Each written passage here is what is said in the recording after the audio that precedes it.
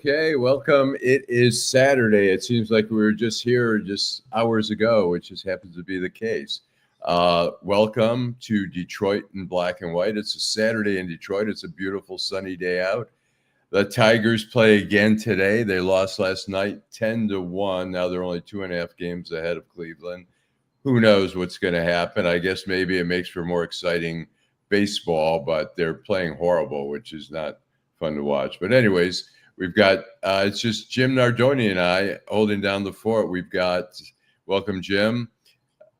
We've got Adolph and Vanessa are out of town, and they'll be back at some point.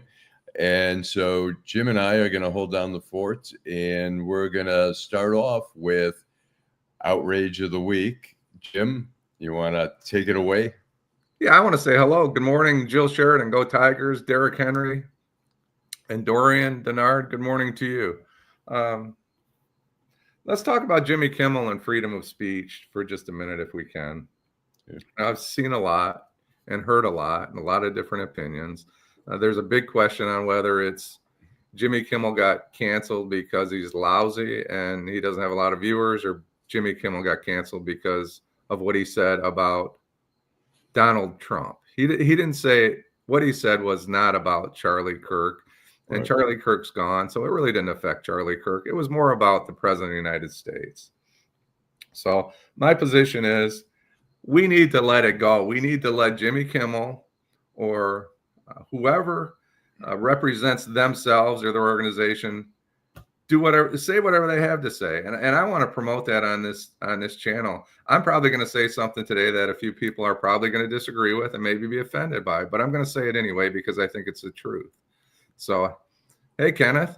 So I just think we either are for the First Amendment or we're not for the First Amendment. And when we start getting caught up in what's acceptable speech or not, we have a problem. That goes back to Jeff Zuckerberg and what he said. He wrote a letter to Jim Jordan claiming the White House repeatedly pressured Facebook to take down certain COVID content, including humor and satire. So I think it was wrong then, and I think it's wrong now. I agree with you. I think it's interesting. People sometimes make references to the 1930s in this administration. I do want to pull up a New York Times article from 1939 out of Berlin. And it says that propaganda minister Joseph Goebbels today ended the professional careers of 5 Aryan actors and basically denounced them for making fun of they were making jokes about the Nazi regime. And so he removed them. And, people say, oh, that's a harsh comparison or not. But I see a lot of similarities there where I've never seen this before in my whole life. I mean, I've been in the media my whole adult life. I've never seen one where the media has acquiesced like it has. I mean, I was at the Washington Post with the Graham family, and look, the Nixon in the 70s came after the Grahams and came after the Washington Post and tried to shut the Washington Post down. And the Washington Post, Kate Graham, to her credit, was like, fuck you. We're standing up to you guys. And, the Washington Post went out and Richard Nixon stepped down. So I've never seen, the Washington Post is acquiesced under Jeff Bezos. Initially, it was a great thing that Jeff Bezos bought the Washington Post because he had endless money and he had a lot of access to technology that the Washington Post previously had not had. And so they were making money. But when they started losing money, which, look, you're in business to make money, they started, initially, the biggest thing they first did was they killed the editorial board had decided to back Kamala Harris in the presidential campaign, and he killed it and said, we're no longer doing endorsements. I don't have a problem with that. I've never loved the idea of endorsements for papers because it's confusing to readers, because readers say, oh, Washington Post is liberal and oh, the Wall Street Journal is conservative. I have friends at the Wall Street Journal, and there's a lot of it left. There's still some there. They're liberal. They don't reflect the editorial page, but their writing as reporters does not reflect anything. They are straight up, right down the middle. And so the idea, I mean, Jeff Bezos should have said in the beginning of the year, we're not going to endorse, but not after the endorsement was about to pop. You can't do that. So I find it extremely disturbing. I'll say the one thing I found extremely heartening were people like Jon Stewart, who kind of did a mocking of that. And we have actually a little clip here. From Comedy Central, it's the all-new government-approved Daily Show. With your patriotically obedient host, Jon Stewart. We have another fun, hilarious, administration-compliant show. We're coming to you tonight from a real shithole. The crime-ridden cesspool that is New York City. It is a tremendous disaster, like no one's ever seen before. And so I do find that heartening that the voices aren't being totally silenced. Like we had, Adolf wrote about Mary Sheffield, and some people were trying to silence him, and Adolf said, screw that, I'm going to write another column about that. So I think it's really important to stand up more than ever. And as Jim said, regardless of what you say, I mean, look, the silencing, the killing of Charlie Kirk silences the voice, which I'm totally against. But I'm also totally against them silencing Jimmy Kimmel and the FCC commissioner, the head commissioner, threatening ABC, which is totally unheard of, just saying, I don't like what he's saying. And people are saying it's so offensive. I mean, when you hear what Trump says, call it Rosie O'Donnell a pig, and making, some very harsh comments about people, and people are okay with that. And then Trump is like, oh my God, I'm offended. That's so harsh. Jimmy Kimmel, he hates being criticized, and there's no group that criticizes him more than late night TV comics. So can I add something? Can we take a couple of comments, and I want to comment just quickly. Dorian, control of narratives has always been linchpin in any society. Not saying any of it is right, but it does happen. Talked about Kennedy, Dorian, and Dorian went back history, fellas. This happened before. Wilson did it over 100 years ago. Nothing has been tried. Nothing that's not been tried before. And Jill Sheridan talks about Trump would have wanted laughing and Johnny Carson taken off the air. Thank you. Good morning, Timothy. But I want to read a quick quote from the ACLU. I think it's going along with exactly what you're saying, Allan. Is they were talking about this, and they said, now, this is the middle of the quote. It's not the whole thing. It said, now, using a long-standing government tactic, the administration is leveraging a tragedy to justify its censorship campaign. What are your thoughts, and what are our viewers' thoughts on that? I think the problem is they are using Charlie Kirk as a way, to silence people and say, how dare you, criticize. I mean, look, Trump criticized the Pope and nothing happened to him.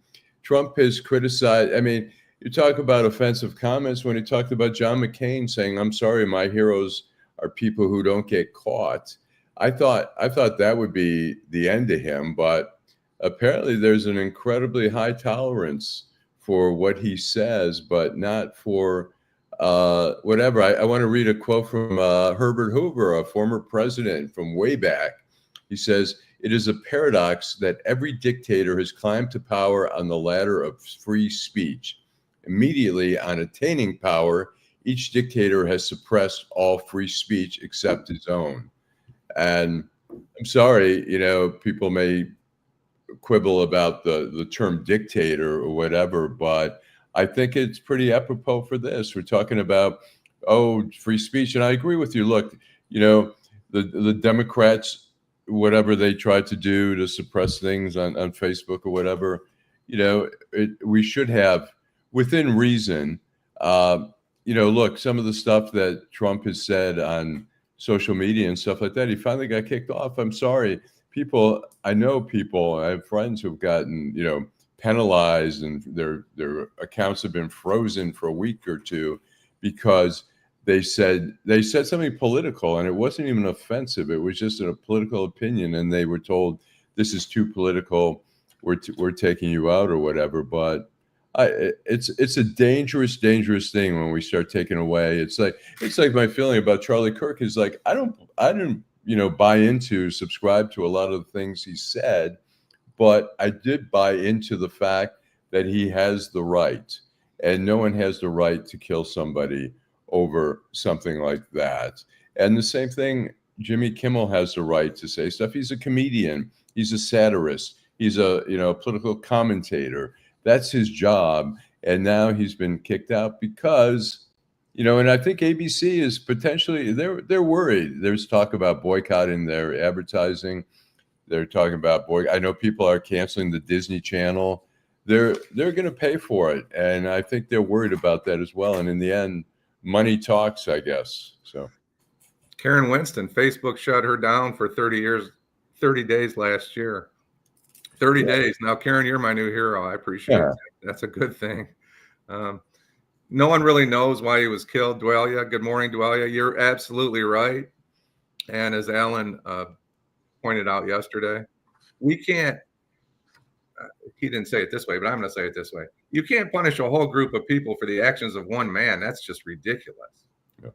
I mean, that's the thing is that, look, the right wingers who have gone into the synagogue, in Pittsburgh and killed those people. And, they were promoting their Nazi beliefs or whatever on social media. It's like, we don't take, people who might be liberal or Democrat say, oh my God, all the Republicans are this or that. It's funny. One time just to kind of mess around, this was 2000, I remember 2004. I was driving back. I was living in Washington. I was driving back from Detroit to Washington. I was in Pennsylvania. I was kind of bored driving through the turnpike. And I was listening I couldn't get much on the radio. And there was a religious radio station. And they were talking about the Democrats. There were some Democrats who were unruly at the Republican convention in New York City in 2004. And they were all going, oh, my God, the Democrats are so violent and blah, blah, blah. So I got on my phone, I called the station, and I said, hey, I'm listening to all this stuff about the Democrats. And I said, so is it fair that, for one or two people who might have killed somebody at an abortion clinic or something, should we say all the people who are pro-life are violent? And they're like, oh my God, that's so wrong. And they hung up on me. And then they were talking how they were wrong. Then I was trying to make a point that we can't, these are lone wolves a lot of times. They're not working on behalf of organizations. There's not a big conspiracy. There's not a whole group plotting this. Even the Oklahoma bombing, which I covered in 1995, where Timothy McVeigh and Terry Nichols blew up the federal building in Oklahoma, killed, I think it was 168 people. They were just a small little group. I don't think, they were believers, and they were out in Arizona. They believed in some right winger in Arizona who was preaching kind of violence and stuff. But we never saw a case of conspiracy. James Nichols, his brother, was never charged. He was arrested. He was detained for a month. And I can't remember what they call it, something witness. Right.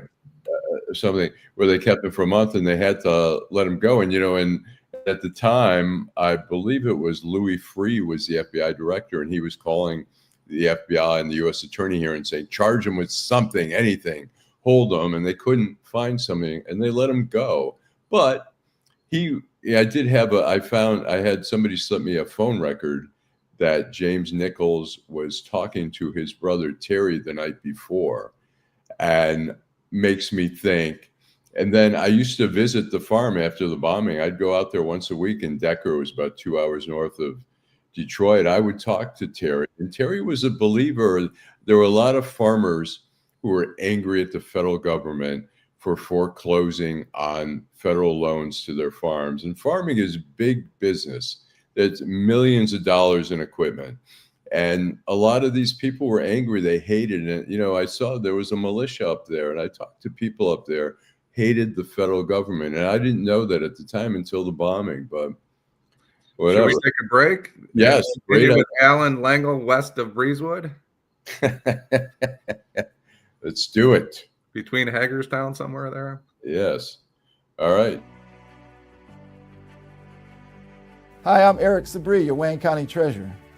Are you living in the home of a deceased family member and you're facing property tax foreclosure, or maybe you know someone who's in the same situation? The probate process may be helpful to you. If you file a probate petition and notify our office, the foreclosure proceedings will be halted during the probate process. We have several nonprofit partners who have free attorneys who can assist you. Contact our office, 313-224-5990, or email us at taxinfo@waynecounty.com. Don't lose your family property. Some of these properties have been in the family for 4 or 5 generations. Contact us now. We're here to help.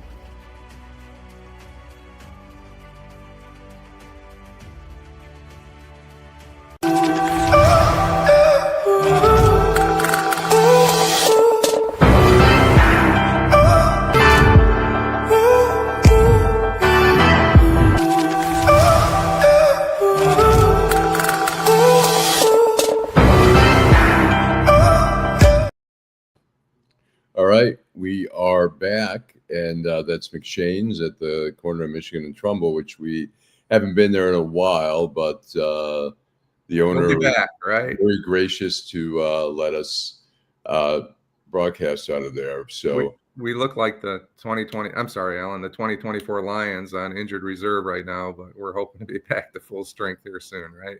yes, we're holding. We've got some injuries, but we'll be back at full strength. So you want to read a few things, and then I Jim, do. you want to get into the resolution that was passed by the House commending Charlie Kirk for what an amazing human being he is, and that not everybody bought into it. I guess really the Democrats didn't. So. And I want to go back to Deborah G, but I want to start the bottom here. I'm kind of going backwards. Dwellia said Charlie Kirk was asking for complete transparency on the Epstein files, and with his platform, Mr. DJT, the president, was not happy. You guys are holding things down properly. Thank you, Dorian. We're trying. I was wondering if you would be broadcasting from there again. Oh, McShane's or the Turnpike? I think she means McShane's. McShane's probably. Yeah, I think we had a couple of challenges there. One, it was noisy sometimes. People would come in the bar and they were talking really loud. The other thing was our internet connection was not as good. I mean, you can see now, and even when we're in the Guardian building, which is now one of the spots where we do live, it's the internet's, there's a better connection there. We have a little bit more control over the environment. I love the idea, the concept of being at a bar where people are coming in and out. And we did have one incident where somebody in the bar challenged you during the broadcast, which was made for some amusing video. But I don't know. I think the bets were on her instead of me. I think that the money line was on her and not me, but that's okay. Yeah. Terry McCrimmon, it's bigger than Trump. It's a whole group of people, from the Supreme Court justice to the new FCC chief to Fox News, the Republican lawmakers. I know that Breezewood exit very well, Karen, as I do. My mother was from Richmond, so we spent a lot of time on that turnpike too. I like Maryland. It's beautiful over there. Maryland is a great state. I taught at the University of Maryland. And yes, and Adolph was over there, and Frederick for a while. Yep. Trump is garbage too. He came right out of a piece of trash. I want to go back to All in the Family, Karen Winston. Yeah, can you imagine All in the Family being on it? It's hilarious because it's so ignorant. I agree with you. If Trump doesn't want to be criticized, he should resign, Timothy. And I want to go to this comment that Deborah made, and I want to move on from that and talk about not only what she said, but what we're all talking about. Kirk was a piece of crap and got exactly what he deserved. He promoted hatred towards black people. He was evil. He said that people have to die so that we can have the Second Amendment rights. I know. Okay. There was another comment about somebody mentioning about the Fox News guy who said that basically homeless people should be, or unhoused people, as they say now, should be killed, that they should be, euthanized or whatever. And that person came back on the air without any issues and stuff. And, some people might find that offensive when you're talking about exterminating a group of people, and so, but he's back on the air, and nobody seems to be so offended. And I had somebody comment on my Facebook page yesterday saying that half the country was more than half the country, the majority of the country was outraged over what Jimmy Kimmel said, which is just not true. I mean, if you look at it, I mean, there were some people, who have taken, I think people have taken advantage of his death to try to, turn up the heat and weaponize it to say, how dare you say anything about Charlie Kirk? How dare you say anything bad about him? But, as somebody said, you don't totally, how you lived and what you said when you were alive doesn't totally like become angelic when you die. And so people are entitled to have an opinion about him, right or wrong, just like, I think Jimmy Kimmel was entitled to say something. But let's get into the House resolution, Jim, and I know you want to talk about that. Two things I think Deborah touched on my sticky notes today. She touched on two of the items I really want to talk about, and one of them is I don't want to belabor the Second Amendment. We've talked about it till we're blue in the face, and it's kind of getting tiring on this show. But I don't want to talk about the Second Amendment. But I do want to talk about Alexandria Ocasio-Cortez. They call her AOC. That's her name, Alexandria Ocasio-Cortez, on Charlie Kirk. On September 19th, there was a floor vote, and I think 58 people voted. Hey, G Money Hollywood voted against honoring Charlie Kirk. And, I talked to a Democrat last night about 11 o'clock who said, to what end did she come on and say what she had to say? This is where I disagree with that position. She was very decent when she talked about Charlie Kirk. She mourned his death. Everything she said was respectable. And we need to honor and put some faith in these individuals that represent us in Congress. What she said was her truth. And if you listen to the 3 minutes and 47 seconds, even if you're a supporter of Charlie Kirk, there was 1 million people that were outraged over it. They didn't listen to what she said. You need to listen to what she said.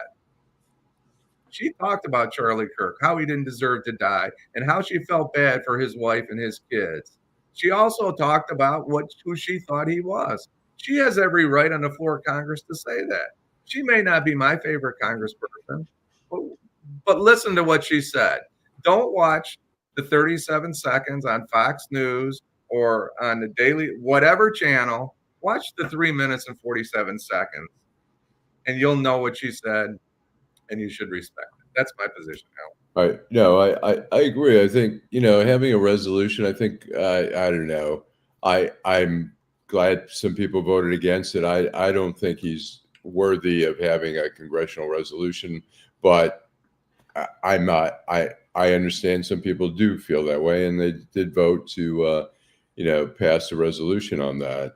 But, and I know some of the professional, the NFL teams, some did some commemoration during or before the games for Charlie Kirk. The Lions did not. And I tend to think that the Fords are more Democrats than Republicans these days.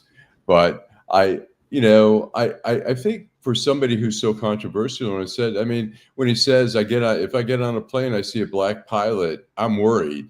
I mean, that's pretty offensive. I mean, it would be akin to saying, hey, I was doing a deal with a Jewish real estate agent. I'm worried he's going to rip me off, because he's Jewish.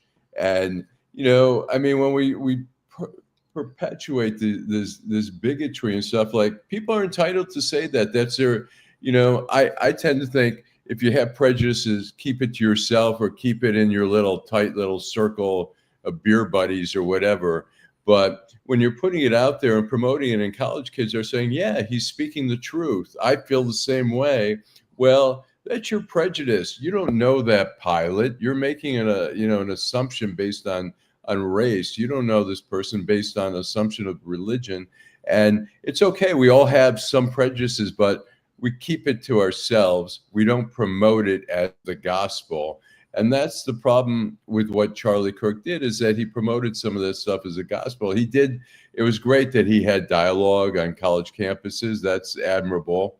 But he also said stuff that college students were like just sucking up. And a lot of people, I mean, there's a lot of people mourning his death, and they should, if they really, look, I was upset about Jimmy Kimmel, and there's a lot of people who could give two shits about Jimmy Kimmel. They don't like him. They don't agree with what he did. They don't agree that he was going after Trump all the time. That's America. We have a constitution which has protected us from not being a fascist state, but the Constitution is being eroded. I mean, if you talk about being an American, our Constitution is flawed in some ways, but it's still a brilliant document that has served this country so well. You can't have a civil society, you can't have a democratic society without laws and without a certain set of standards. And it tries to, I mean, the idea that all, the Bill of Rights says all men are created equal or whatever, and women, I mean, we saw women weren't able to vote till whatever, 1921, whatever it was. And, and we had slavery in this country. While we had a constitution and while we had a Bill of Rights, we had people who were enslaved who were not equal. And so that always is mind-boggling. But the idea is to try to be as true as we can to these documents, which are there to protect our rights. And G Money Hollywood had a question. I think we need to talk about that after we finish this topic. So we won't forget you, G Money. But I think she said she wanted that we need to be united. We need to unite the division, AOC. I don't know that her comments united anybody, but I don't think that if you read them, she divided anybody. And I give her credit for standing up and saying that. Whether I like her or don't like her, I'm not a Democrat. I'm not a Republican. I hate them all equally, I think. No, just kidding. We have good people in both parties and we have bad people in both parties. And that kind of leads me to another point, if I can, Allan. Yeah. I want to talk about Jasmine Crockett. I know she's before you do that, I just want to read one of the AOC. It's a soundbite where it says, AOC said, "We should be clear about who Charlie Kirk was," claiming his rhetoric, quote, "his rhetoric and beliefs were ignorant, uneducated, and sought to disenfranchise millions of Americans." I mean, it's obviously not complimentary, but, it's America. She's entitled to an opinion of somebody. One piece of it, Allan. It's not Right. the 3 minutes and 47 seconds. Right. But she also did not condone the death. I mean, we all agree that the assassination was, or whatever you want to call it, was horrible, and for a guy who's speaking what he sees as his truth, a lot of people, and like I say, I didn't agree with a lot of things he did, and I think some of his stuff was just kind of bigoted, but he's entitled. We have the Nazi party. We have people who are, Nazi sympathizers. I went to when I was at the Washington Post in, I think, 2006, I covered a Nazi rally outside the Israeli embassy. And they were chanting stuff like, which was, the Palestinians wanted nothing to do with it, but they were chanting freedom for Palestine, a rope for every Finkelstein. I remember, yeah. And it was funny. I went back to the office to write the story, and I told the editor, it was Saturday. My editor was black. She sent me out there, and she said, I said to her, "Look, I have to fully disclose here that my parents were Holocaust survivors." She said, "Don't worry about it. Go out there." And I went out there and interviewed these neo-Nazis who were doing Sieg Heil salutes, and I wrote a very objective story, but they're peddling hate, and so in there I wanted to include that chant that they were doing, freedom for Palestine, a rope for every Finkelstein, and my editor's like, "No, we can't do that." And I said, "Why not?" She says, "Well, it's too inflammatory." And I said, "Too inflammatory? You sent me to a Nazi rally. And I want people to see what these people are, what they represent." And we went at it for about 10 minutes. I finally gave up and it didn't make it in. But, they were entitled to chant that. And as much as, they hated blacks, they hated Jews, they really hated Arabs, which was so it was sort of a joke that they were pretending to be demonstrating on behalf of the Palestine. And at the time, Israel was at war with Hezbollah in southern Lebanon, and that was sort of triggered that whole demonstration and stuff. But anyways, okay, I'm sorry. Go ahead, Joe.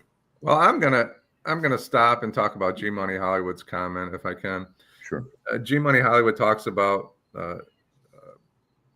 alleged or suspected, we'll call it a death at Delta University in Mississippi last week. Do you really think he hung himself?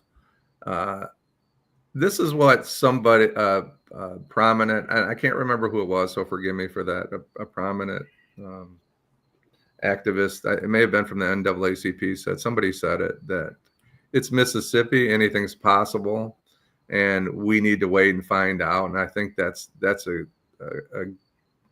great starting point. The sheriff said they see no signs of foul play, but that's happened before. We need to find out what really happened down there in Mississippi. I guess 2 people they found hanging, a white man and a black man, like 30 or 40 miles apart. If my information's right. What are your thoughts, Allan? Yeah, I mean, it's always obviously suspect. I mean, hanging is just such a, particularly in public, hanging is such a rare thing these days. I mean, we saw it down in the South, back in the day where people were being lynched. And so I think it has it very, very emotes a lot of very strong emotions. When we see that, I think, I guess we have to see what the proof is. I mean, we don't want to jump to, what was it, Jesse Smollett, Right? The actor in Chicago, who I think they put a rope around his neck or something, and it ended up that he staged the whole thing. So it's easy, as you know, in law enforcement. I mean, it's always easy to make assumptions and then go on it and be blinded by other evidence, which shows to the contrary. But I mean, it's obviously a very unusual circumstance for somebody to, be hanged in like that. And it certainly requires an investigation and pulling cameras or whatever there is. I would assume, I mean, nowadays you can't do anything without being caught on video, or pretty much. It's rare these days that there's not a video somewhere. I don't know where the person was found. It was was it near a campus or something? He was at Delta. I think it's Delta University. I mean, we know college campuses have lots of cameras everywhere, and so I can't imagine if there isn't some camera that might have caught what was. So it's probably not a very good answer, G Money, but I think my only hope is that they do a thorough investigation. We had a similar incident in Trenton a decade ago when I was the chief. A young black man had hung himself, and a few years later, a friend of his who he was partying with came out and said, that the police chief was involved in this and that, and he didn't hang himself. The drug dealers got him, and I looked at the pictures, and he hung himself. It was a tragic death. I knew the young man. It was a tragic death, but it was a hanging, unfortunately, and it's still tragic. But a couple other comments. Let's do a commercial, and then we'll come back. We'll read some comments, and we'll be right back after this commercial break. Homeownership opportunities are rising in the city of Detroit, and there's a house out there that's right for you and your family. You don't even have to worry about credit or getting a loan. You can win a house for as little as $1,000 and pay for the renovation cost as you go. It all starts at buildingdetroit.org and the Detroit Land Bank Authority. Our auction and Own It Now programs offer a variety of houses in neighborhoods all over the city of Detroit.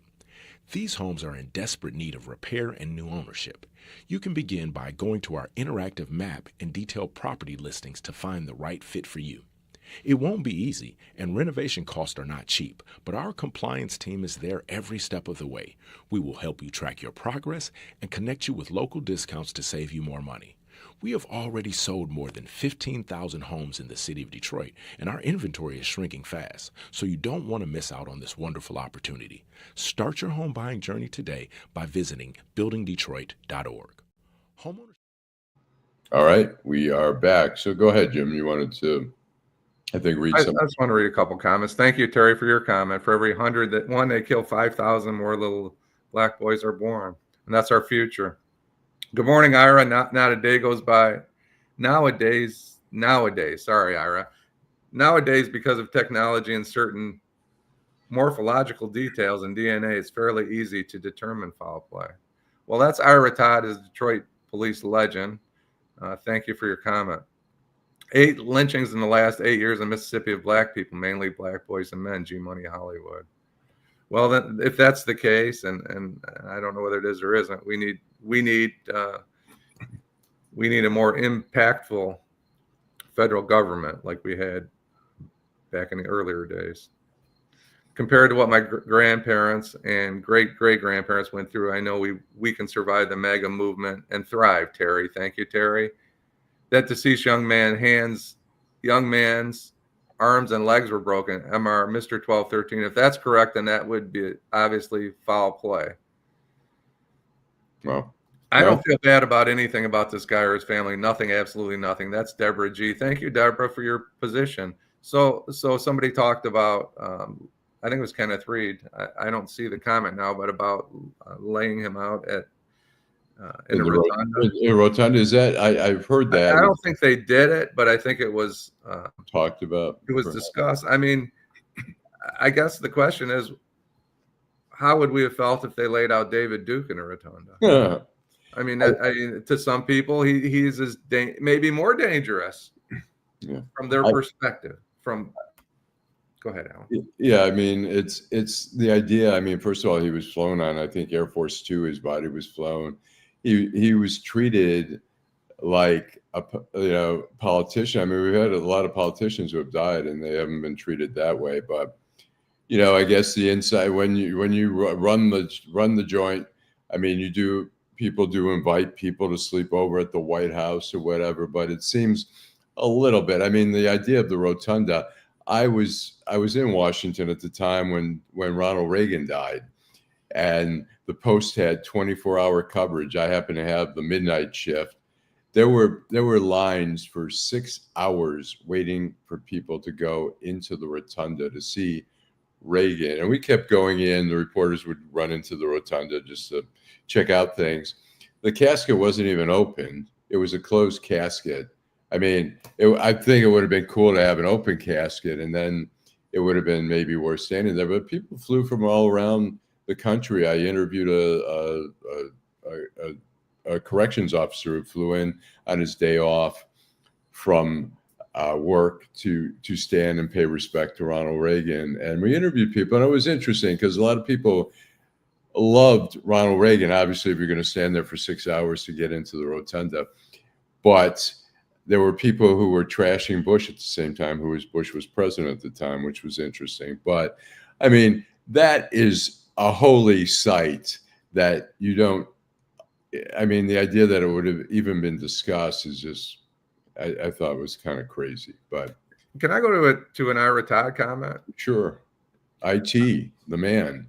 He is. He investigated a hanging, a suicide, and we were talking about a suicide that I was involved with earlier. I wasn't involved with, but involving U of M student. Between the investigators at U of M, it was clear that no foul play occurred. I want to talk about that for just a second.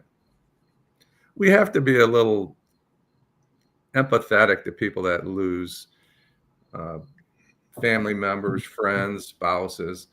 Nobody wants to believe that their brother died of a drug overdose or they were involved in a criminal activity. And those things happen, right?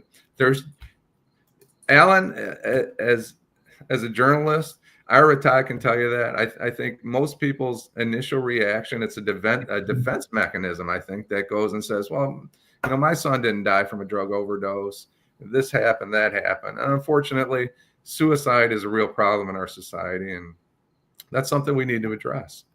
I think, I mean, we're sometimes blinded by family. I mean, how many times have we seen like somebody's suspected of being a mass shooter or whatever, and the family's like, oh my gosh, no, not him. He's like, he would never do that or whatever. But, you know, people's surprise. I'd like, we've got about 20 minutes left here. I was curious. I was curious. We haven't seen James Craig in a little bit. He had, and let me play this. This is when he first announced that he was running for mayor. Stand before you not as a candidate, but as a son of Detroit. Someone who has walked these streets, faced the same challenges, and believes deeply in the strength of our community. So James Craig is 69 years old. He ran for governor, and he came out as sort of a front runner in the Republican race there, and then he faded, and then he ended up getting kicked off the ballot because of bad signatures on his petitions. And then he announced, I think it was maybe in 2024 or maybe 2023, he was going to run for U.S. Senate. He quickly withdrew from there, and then he ran for mayor, and he was polling pretty well, where he would have had a shot to be at least one of the two candidates who made it.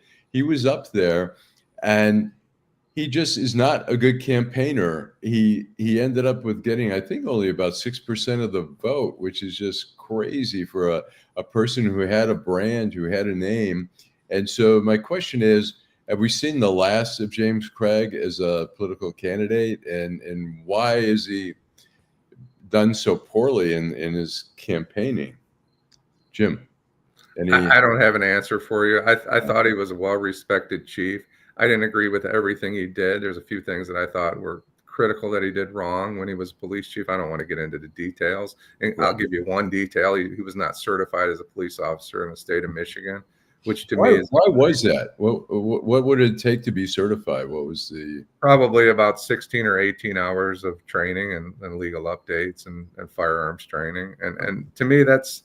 You know, if you're committed to the community, you're committed to the 700,000 residents. I just felt that he should have done it. Right. There's no requirement for a police chief to be MCOL certified. That's the group that certifies police officers.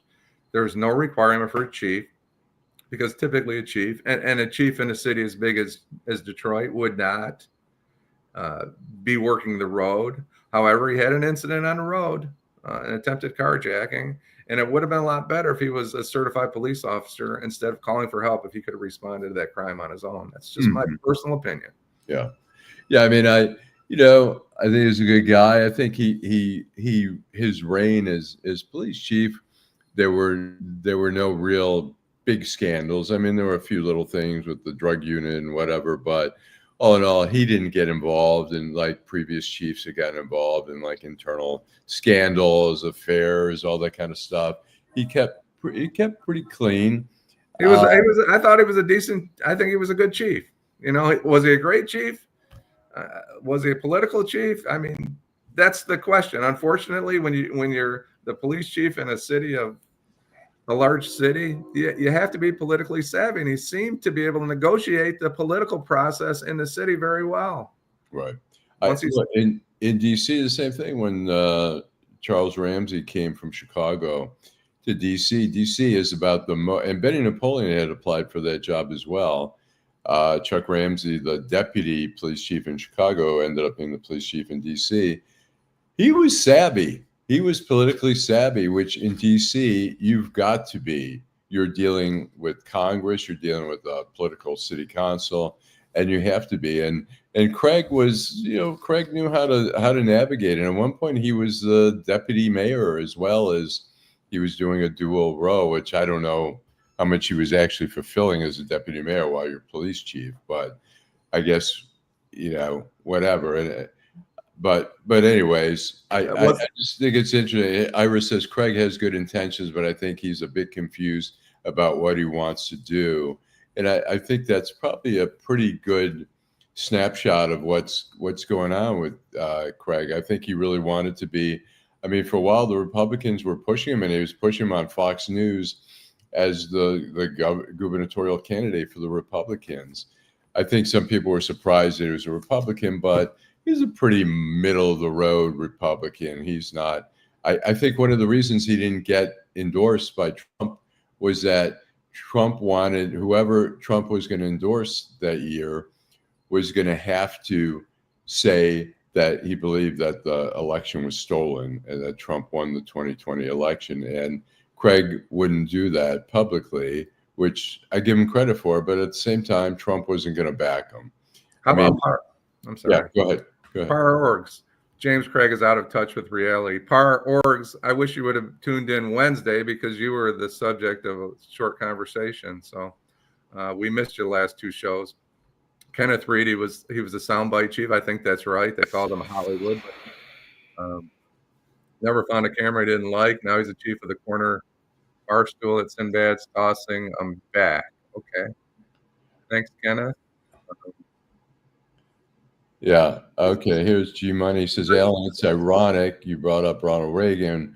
When I was at MSU, a roommate of mine had a picture of Reagan and John Wayne on the living room wall. I was like, wow. I had no problem with it, though.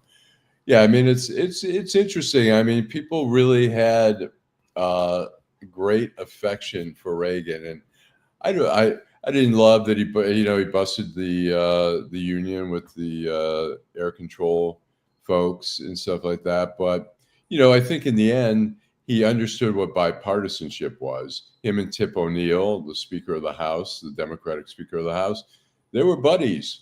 They tried to get things done. And, when I was in Washington, so I was at a party one night and someone asked me, what do you think the biggest problem is in Washington now? And I said, the biggest problem is that both sides are dehumanizing each other. I said, both sides need to go get a beer.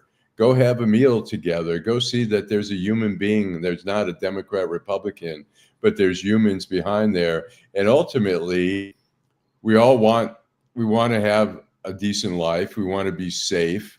We want to have, prosperity or whatever it is. And we want to, and people want generally the same things.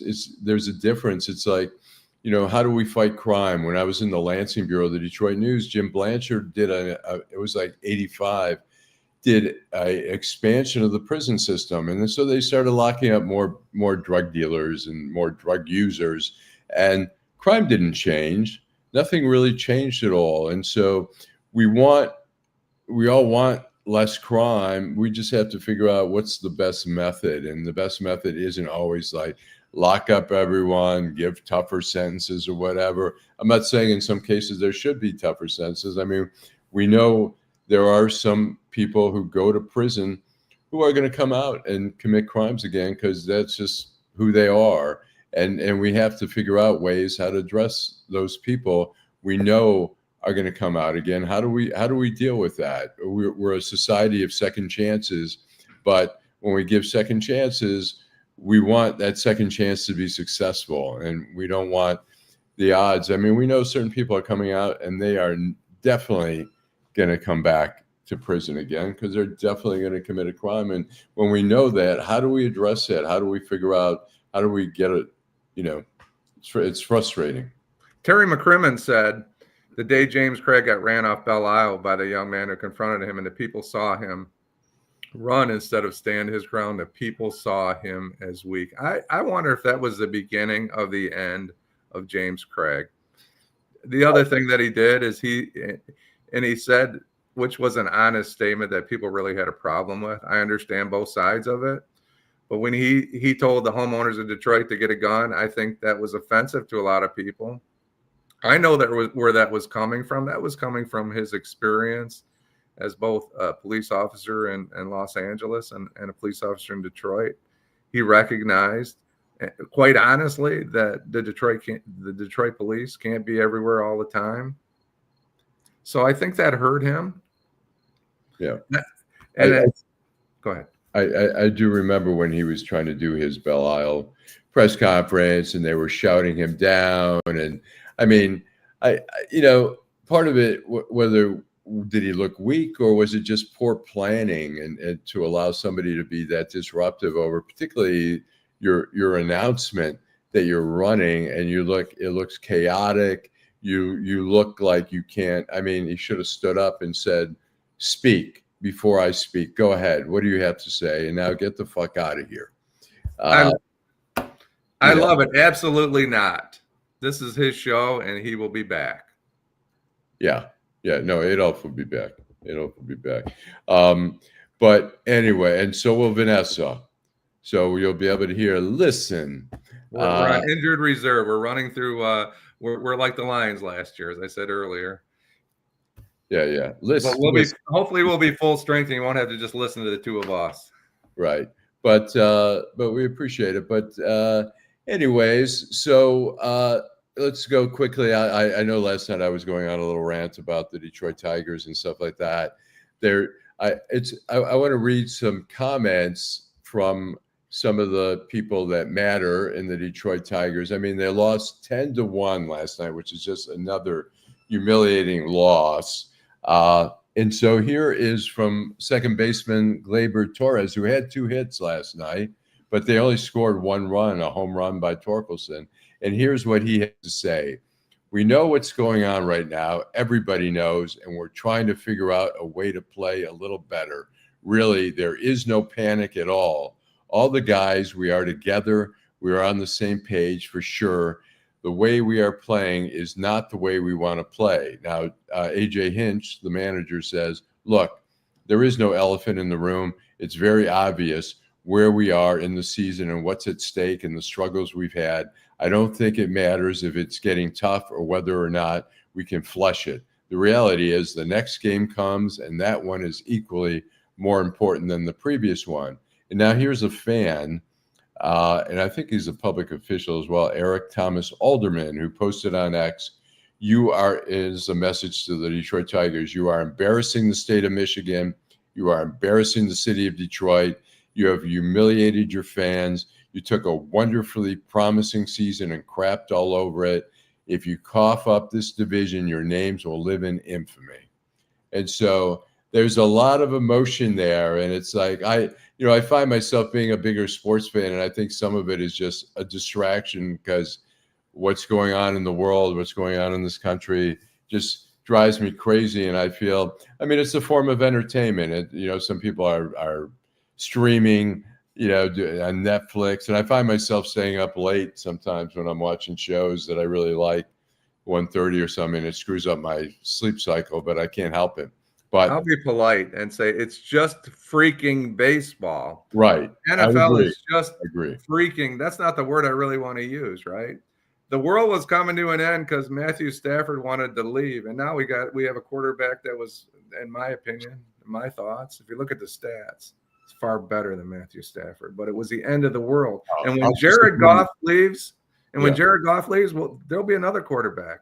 Yeah. There'll be another running back. I'll disagree with you on one thing. I think Matt Stafford, I think Jared Goff's great. I love him as a quarterback, but I think Matt Stafford is a better quarterback. I think what the difference is, Jared Goff has had protection from a good offensive line, and Stafford just got killed all the time because the line wasn't as good. I think any quarterback, you can watch a game, any quarterback who has time to pass will complete a pass. It's the NFL. These guys are so fast. If you give the quarterback time, somebody's going to break away and catch. So I think Matt Stafford was great to Detroit. I think they donated money for a park, him and his wife. They're still, have a great affinity for here. But yeah, I agree. In the end, it's sports. In the end, it's sports. Look, it's big business for the people who own it. Is big money, and for the people who play it. These players like, Gleyber Torres, the second baseman who came from New York, he's got a 1-year contract, not a superstar. He's good. He got a $15 million contract. That's a lot of money. And when we think about sports, if you tell us somebody's making $2 million playing sports, we think like, oh my God, that's pittance. But in the real world, you and I are making a $2 million a year salary.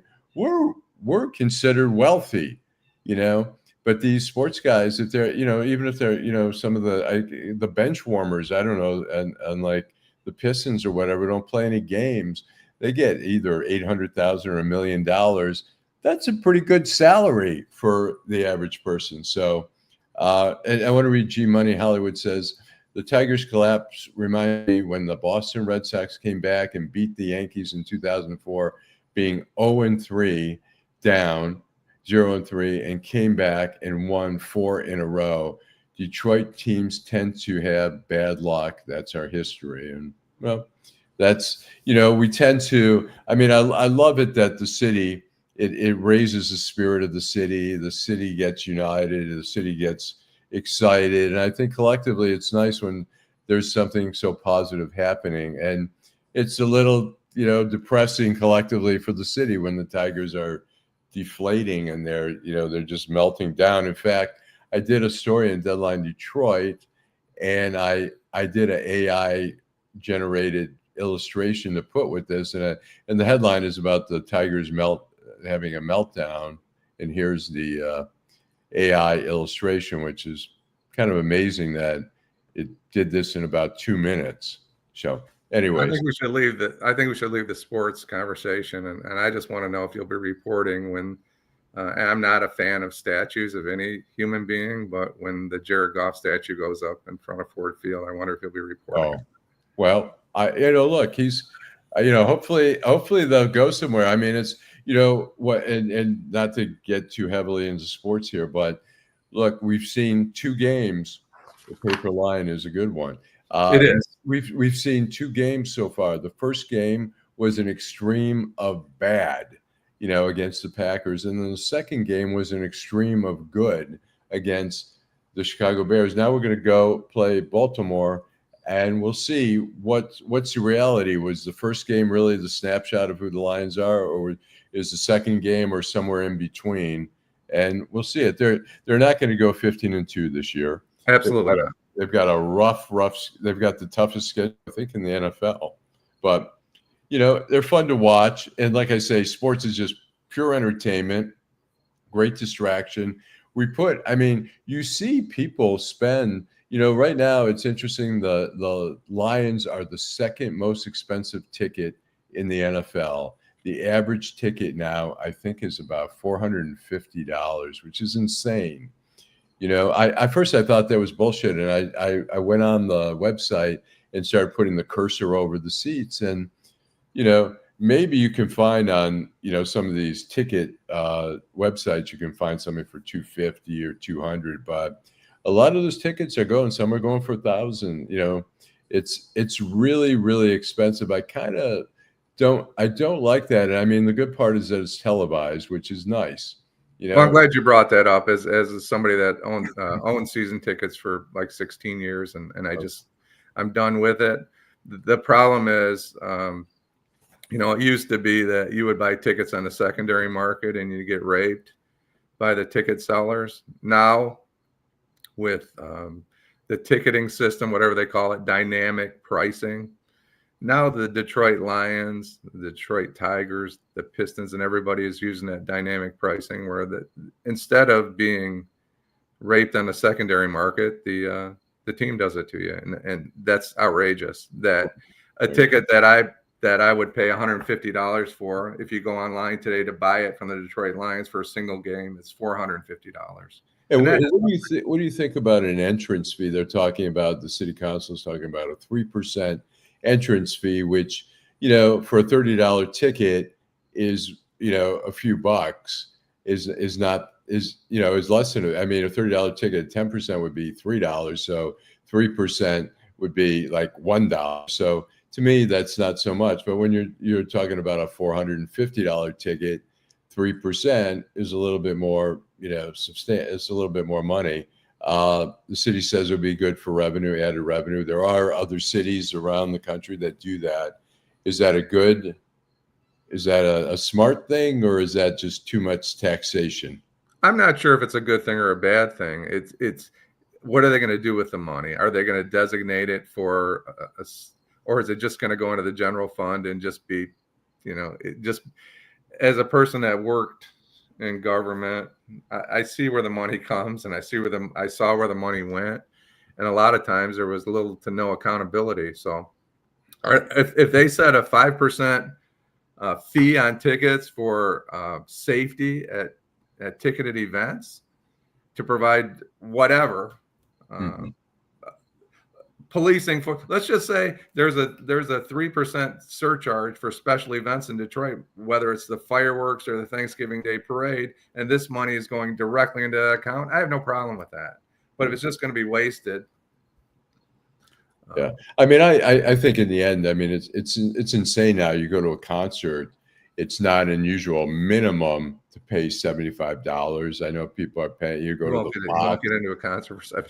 Yeah, well, some of the stand-up comedians or whatever, you maybe can get them for $75, $100, but it's insane. So if you were to add $1 or $2 to that, who's going to cry about that? It would generate. I mean, let's say the Tigers get 35,000 fans in one day. That's $35,000 in revenue. The concert at the Little Caesars gets 18,000. That's 18,000.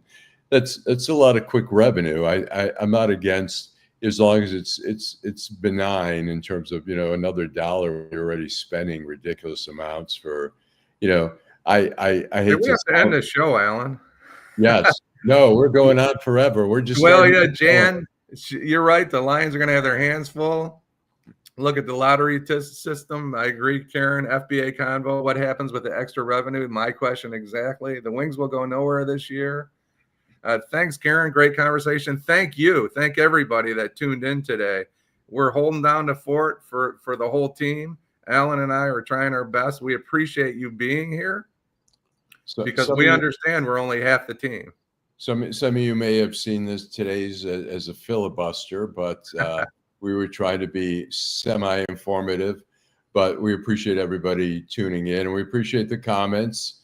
We it's we miss them as much as you do, right, Allan? When somebody's gone, we miss them. We miss them as much as you do. Right, and we're going to have some guests coming up, and I know Reverend Kinlock, as they've reached out to us and asked to come on the show, and so we'll have him on, and we'll see if Mary wants to come on, and we're going to have some. And I'd love to see more high profile stories on the race. I'd like to. I think people in the city of Detroit deserve that to learn more and more about the candidates. So, anyways, Jim, thanks so much. Everybody have a great weekend and go Tigers. I'm trying to have a little enthusiasm and go Lions, and we'll see what happens. And we still got the Red Wings and the Pistons. I have high hopes of the Pistons. The Red Wings, not so much, but we'll see. But anyways, we'll see you. Our next show is on Wednesday night at 8:30. And thanks again, Jim, and thanks, Teresa. One day we're going to get Teresa out here to speak her mind, but Teresa does all the engineering in the background there, and she's like one of those TV shows where you never see her, but of Teresa. So anyways, have a great weekend.